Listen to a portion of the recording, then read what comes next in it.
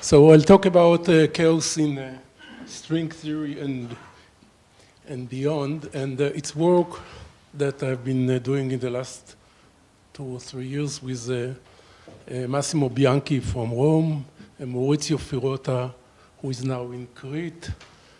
Doreen Weissman is in the Asia Pacific Center for Theoretical Physics in Korea. Let's see, so which one goes straight?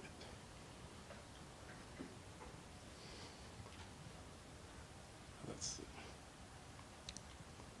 So what is the forward? This one. Oh,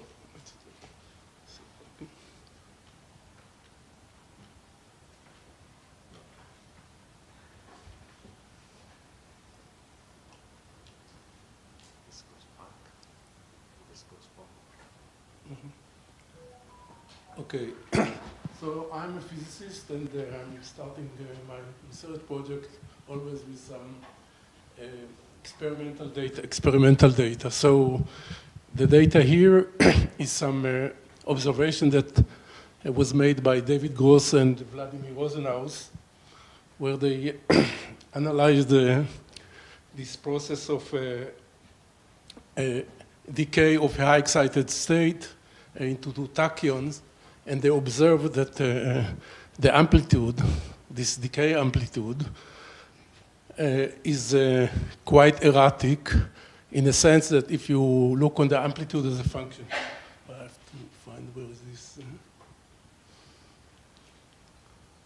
Okay, so this is the amplitude as a function of some angle. I'll describe it in details later, but you see that it looks very erratic, and moreover, if you compare these two pictures now, the decays of a state of level n, which are quite similar but somewhat different in the sense that some of this construction of the states have different partitioning. This will have n11, n7, and n5 equal to 1, and this will be n12, n6, and the rest are similar. So by small changing of the partitioning of this high excited state, you get a very different erratic behavior of the amplitude. It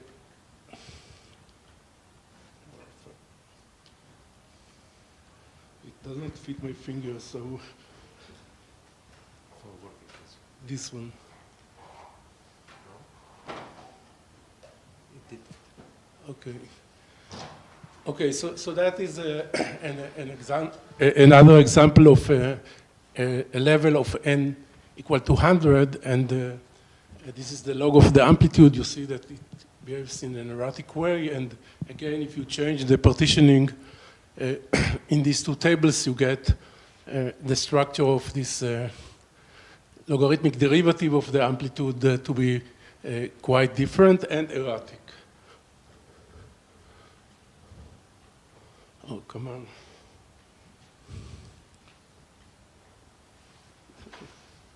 Maybe you can. Okay, in the middle, okay. So this is another example of such a decay. So it's an excited state that decays into tachyon. It's now n equal to 100. I just, flash these pictures to so that you see that they are really, this is string theory where the levels are very precise, no chaotic signature of the levels, but nevertheless, the decay looks very erratic. And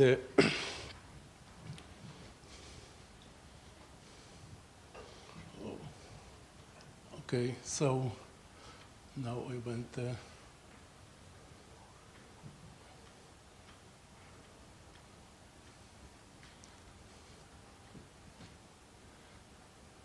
Well,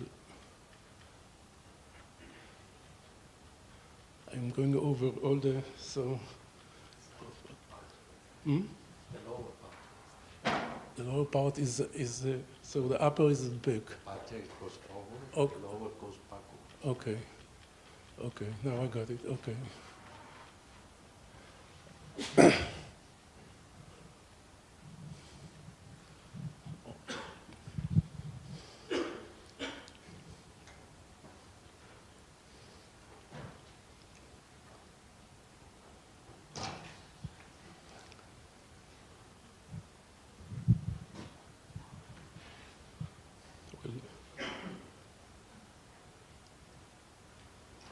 Maybe you change it for me. My fingers are not.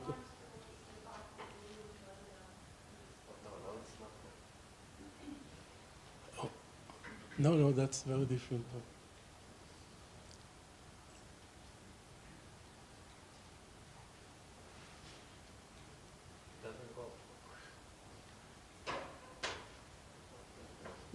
Maybe I'll bring my laptop and. So meanwhile, I'll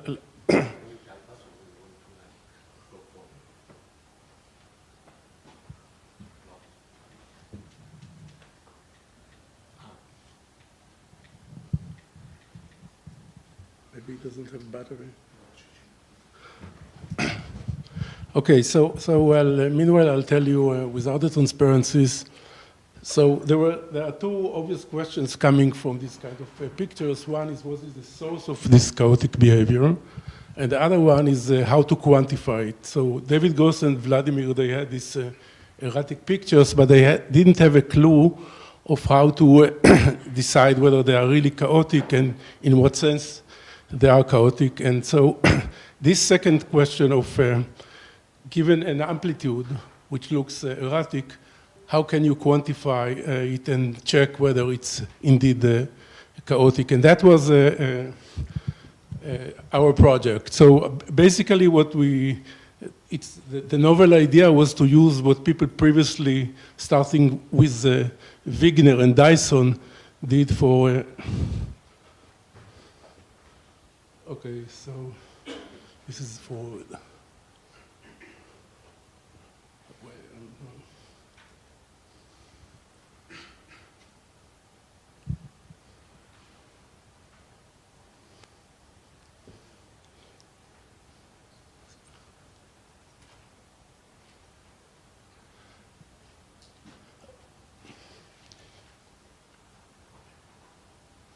So I have to go back to the beginning. Sorry about it.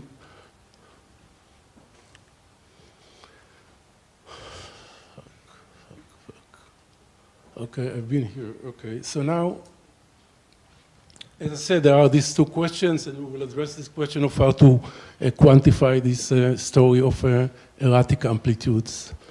Now, the basic new idea that we had is that we want to map the amplitude into the random matrix theory. And the question is, in random matrix theory, the basic ingredient are the eigenvalues of the random matrices. And so the question, with a given amplitude, what do you map to this random matrix eigenvalues? And our idea was that we take the locations of the peaks of the amplitude, namely the zeros of the logarithmic derivative of the amplitude. Then we map them to the random matrix, and then we ask questions that are being asked in random matrix theory, whether these amplitudes also obey these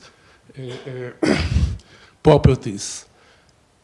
So these are the zeros of the logarithmic derivative, and this one, these zi's, will be mapped into they will be mapped into the eigenvalues of random matrices, more precisely to the so-called beta ensemble. So the way that there are several measures to use to play with these eigenvalues. One of them is this spacing. So you take adjacent spacing delta n. For instance, for this Hamiltonian system, it's En plus 1 minus En. And then you discuss these ratios, delta n plus 1 over delta n. And from the distribution function of these properties, the spacing and the ratios, you can check whether the corresponding function is chaotic, and more precisely, what particular value of beta it has. So as I said, in our case, we replace these eigenvalues of the matrices with the locations of the peaks. And the general idea that we came with is that similar to what Wigner Dyson suggested many years ago, to map energy eigenvalues to the random matrix eigenvalues. And mathematicians did it for instance, the zeros of the Riemann zeta function. and zeros of other special functions, we propose to take this location of the maxima of scattering amplitudes. I'll demonstrate it in three main examples, but it can be generalized to any scattering amplitude, in fact. Okay, so I'll say 2 words about this beta ensemble, this random matrices. So the beta ensemble is defined by this joint probability distribution. So the probability of having eigenvalues from lambda 1 to lambda L is given by this expression of e to the minus beta over 2 lambda I squared, and this van der Monde determinant. And for the particular values of beta equal to 1, we are in a GOE. Or beta equal to 2, we are in GUE. So this is Gaussian orthogonal ensemble, this is Gaussian unitary ensemble, and this is Gaussian symplectic for beta equal to 4. And the main point here is that we can explore it for general beta, not necessarily one of these particular one. And you give me an amplitude, I'll go and analyze and tell you what is the beta that it corresponds to. And in this sense, what is the form or structure of the chaotic behavior? Okay, this is a way which is used to parameterize this beta ensemble with normal distribution, normal functions along the diagonal, and chi distributions along the off diagonal. I won't go into the details. And similar to what Wigner had for this GOE. GOE relates to time reversal, so that was that was the case for this heavy nucleus states that he analyzed, and the point is that the density of the eigenvalues behaves like a semi-circle. That's is very famous. Similarly, one can define the cumulative distribution, which is just the integral for minus infinity to lambda of lambda prime, and that is given by that. And in that case, we discuss the bare spectrum, and here we discuss this unfolded spectrum. Okay, and there is an explicit expression for the probability of this ratio.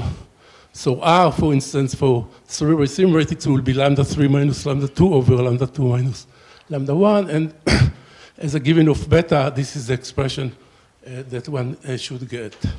And this is, of course, invariant under R goes to 1 over R.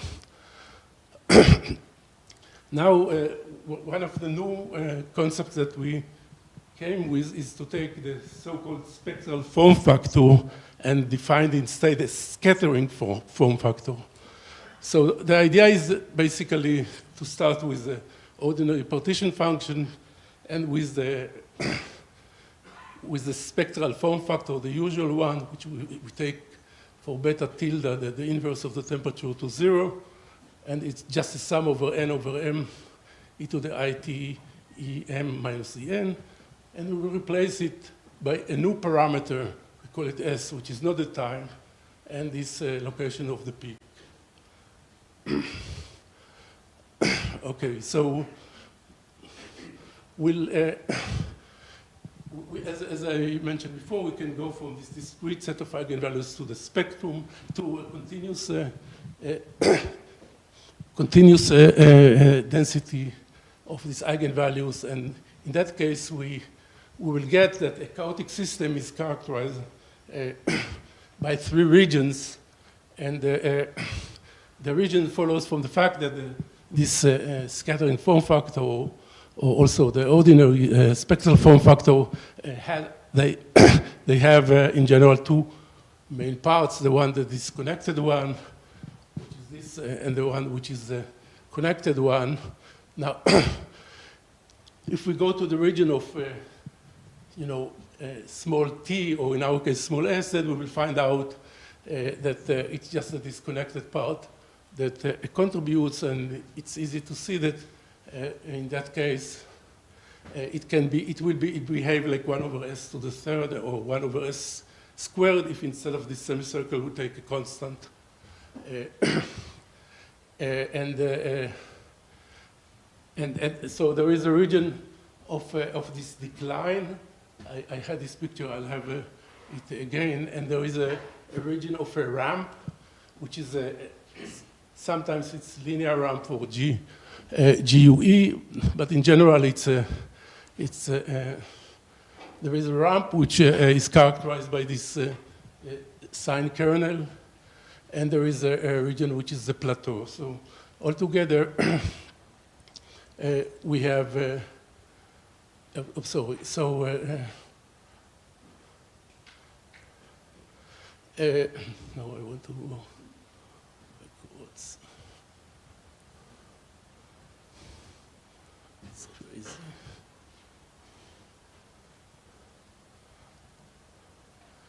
Okay, so this is the general structure of this scattering form factor. This is for an interesting demonstration of the zeros of zeta function. So either we take an average of 2,000 sets of each of them with L equal to 100 zeros, or the opposite. So you see that there are three regions, decline, and this linear slope here with in the ramp. It's linear because it's GUE, and the plateau. And the question that we were asking is that structure also what we will see when we take scattering amplitudes? That's totally not obvious that it will follow this behavior. Okay, so what we've done, we started with, well, let me go first to this example, which I don't have much time to describe, but before going to string amplitudes, we looked on the so-called phase shifts from a leaky torus. So we start with a torus with such a cusp, and if there is a wave coming from the y equal to infinity at the end of the cusp, and you look on the phase shifts, then it was analyzed by Gutzwiller, and it was found that the phase shifts behave like a ratio of zeta functions. So clearly you get peaks when you will have zeros of the zeta function, and one analyze it by this so-called Wigner time delay, which is thus the derivative of the phase shifts. And when you look at that, then for this case of this leaky torus, we can both look on the spacing. So these are the normalized spacing, and this is the normalized ratio. And you can see that if it fits quite well this Gaussian, this GOE. I mean, this is a case which is time reversal invariant. So indeed, we see that the spacing or the spacing ratio fits for this case, which is also the case for the Riemann zeta function. Because of the formula that I showed you, we get quite good fit. I mean, our idea was to find exactly what is the best fit in terms of beta, which is not necessarily 1 or 2. And we found out the precise values that give the best fit. But basically, it is in good agreement with these random matrix theories. Now, as I told you at the beginning, the original experiment that drove us into this game was this high-excited string states, so-called DDF states.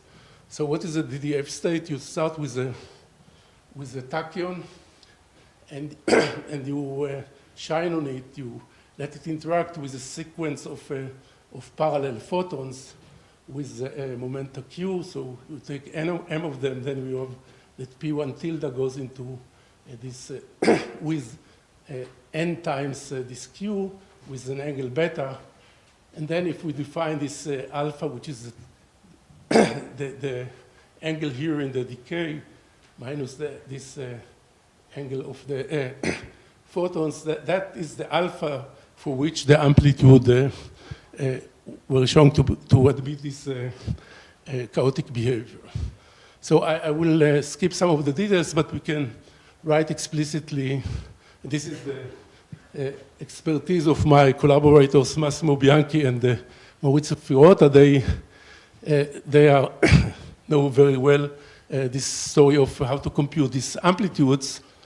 And after some mathematical steps, we get that the amplitude behaves like this expression where Gn is the multiplicity of applying a equation operator alpha minus n.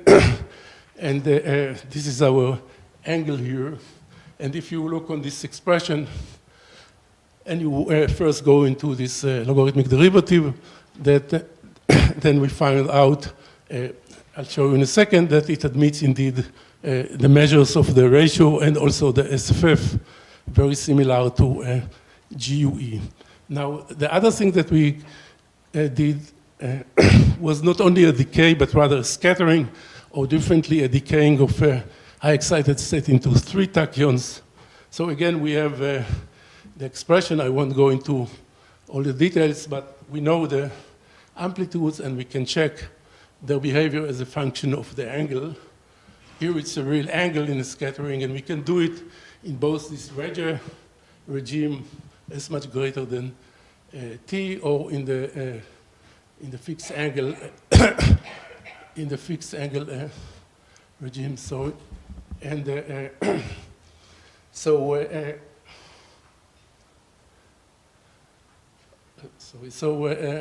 this was the fixed angle, and this is the Reger, and we first look on this ratio of the spacing, this R tilde, and again you see that there is a fairly good agreement with the beta ensemble. In fact, we get that the best fit is for beta not equal to 2, but rather 2.27, and we then analyzed and we understood the limit of beta going to 2 using different higher levels of states, and we've done the same also for the decay processes. So if we now want to look on this scattering form factor, then for a while we were confused, because you see on top of this decline, ramp, and plateau, one gets also this bump, and we didn't know how to account this bump, but then eventually we found out that if one does appropriately the unfolding by averaging separately unfolding of several states and then averaging of them, then it goes away, and one gets a very clear and nice behavior. This is, for instance, for n equal to 20,000, sorry, and so you can see here the decline, the ramp. People played a lot with this in the SYK model, but here it comes out from a totally different notion of scattering or decays of strings. So this is, again, some examples with 20,000 and 40,000, and you can compare it to this CUE, or which is also the GUE. So you see, it's not the black line is not precisely what is the best fit, but rather the yellow line, which has some shift relative to this GUE or CUE. Now, this is something that we haven't published yet, and that is the so-called Montgomery pair correlation. So one can also discuss the correlators of pair of these eigenvalues. Now, in the GUE, in the random matrix, it behaves like this sine kernel. That is very well known. Now, Montgomery conjectured that also the zeros of the Riemann zeta function will follow such a behavior. And it took quite a long time before this guy, or this go, did the numerical calculation and find indeed that, well, this is with 10 to the 5 zeros of the zeta function. You see that it follows quite nicely this basic sign kernel. And I think that this is the first time that anybody did it also for this string scattering amplitude. So we found that also in our case, when we took a very high excited state, we get these pair correlators, which is very similar to this sync kernel. So let me summarize what we've seen. We've seen that the decays and scattering of DDF high excited states admit chaotic behavior with a particular value of beta. And we found out the precise beta as a function of this level n and so on. Of course, when you do it for the first Regge trajectory or for low n, you will not see any chaotic behavior. You have to go to very high excited states. and the ratio of the adjacent spacing and the scattering form factor, this is a notion that we invented, the scattering form factor. And now also this pair correlation function, they seem to agree quite nicely with the randometric zero with beta, which is not precisely 2, but close to 2. So let me tell you what are some future directions that we are now following. Of course, one want to do it for a general scattering and decays of high excited states, not necessarily these high excited states go to tachyons, but it could be high excited states go to HES prime plus HES double prime and so on. Now we can, we showed this erratic behavior as a function of the angle. We shift a little bit the angle and the behavior is very different, but there are other kinematical, basically in 2 to 2 it's SNT, but otherwise for higher point functions there are other kinematical variables for which there should be some regions of chaotic behavior. Now I'm coming back to physics, so why should I care about these high excited string states? And so one of the things is that using holography and the so-called Polchinski-Strassler prescription of going from flat space scattering to scattering in QCD, for instance, if you take the appropriate holographic background, then one would expect that if we do some high excited proton and we look on the scattering of it to a lower excited proton plus a pion, this will also admit some chaotic behavior.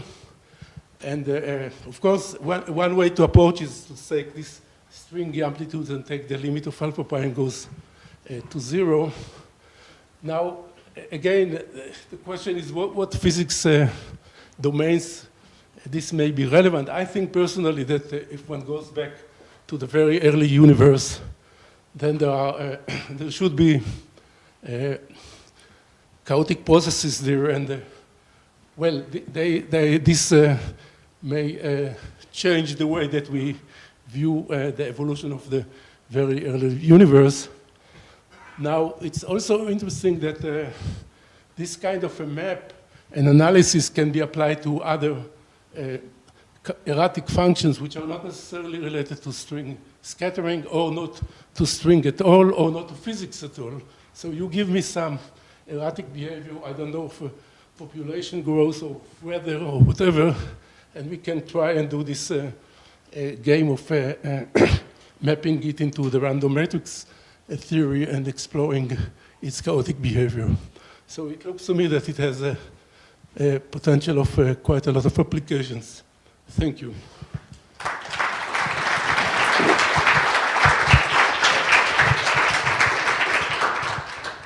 Questions?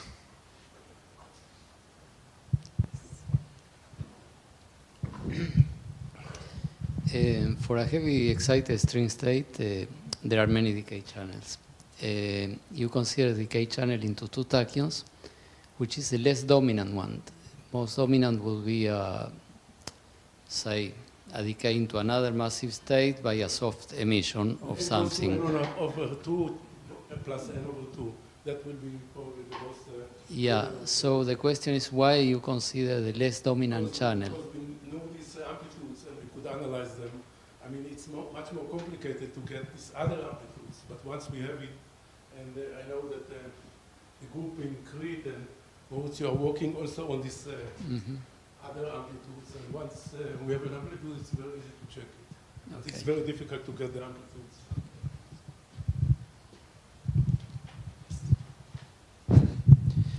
So this value of beta, it's really not 2, right? That's like a 5 sigma reliable statement. Right. And the value is robust 2.27 regardless of the value of n and so on. It's really... No, it is sensitive to n. Oh, it is. So when we go to higher n, we are coming close to beta equal to 2 for both the ratios and the SFF. Ah, good. Because otherwise it would be very strange. Well, it's not very strange, because there is a lot of stuff entering in this. Yeah, but if you think... and stuff like that, But you would think that if you take some large n limit or something, that you should land on one of these standard ensembles. yes. Because those are protected by symmetries, and anything else would... What we expected, and we want to check it by computing this. So, I mean, related to your work of chaotic decays of black holes, this black hole string correspondence should relate this type of analysis also to some processes of the black holes. But you see it decaying at large n too. Yeah, okay, thanks. Yes. I have just wondered, you have demonstrated n particle hundreds system. If you take the 1,000, what you expect? Because you mentioned that the tachyons, if we assume the infinite system, so what will be happen? Because you said that if you change 1 or 2 things, so this shifts. Exactly. So two questions. One question is about this erratic as a function of n. And Yes. it's clear that for low n it's not erratic, and we have to go to higher n. As we go as higher, we get it more erratic. Now the other question is this dependence on the partitioning, Yes. which by the way does not exist in, for instance, in the Hamiltonian system. Yes. But that is okay. So now I'm coming to this second question: what is the reason that there is a chaotic behavior? And this, by the way, I think will be also in the quantum field theory that people recently started to analyze. What happens here is that you have a system with a very high degeneracy. So such a state of n equal to 100 or 40,000 have many partitionings, which are all with the same level. They are, of course, not with the same helicity. I didn't mention it, but it's not processes that the helicity is concerned because there's superposition of many states with different helicity. But in any case, once you start with such a state, and the state itself is not chaotic at all. It's very simple. You take alpha to the -1 to the power ng, or alpha minus n, and so on. These are the partitionings. So how comes that the spectrum is totally non-chaotic, but the scattering is? And the reason for that is that when we talk about the spectrum, we talk about the spectrum at the tree level. And we didn't took into account loops in the spectrum, which will make it getting some widths and so on. So in the spectrum, it's a tree level, and in a sense, G string is 0. But once you do the scattering, there is no scattering if G string is 0. So you have to turn on a small string coupling. Now this coupling destroys the degeneracy. And then the small changes may cause different dramatic effects. So this is really, we didn't prove it rigorously, but we believe that that's the source of this chaotic behavior, the fact that there is a very high degeneracy, and which can be lifted when you turn on a small string coupling. Okay, thank you. Any more questions? If not, let's thank the speaker again.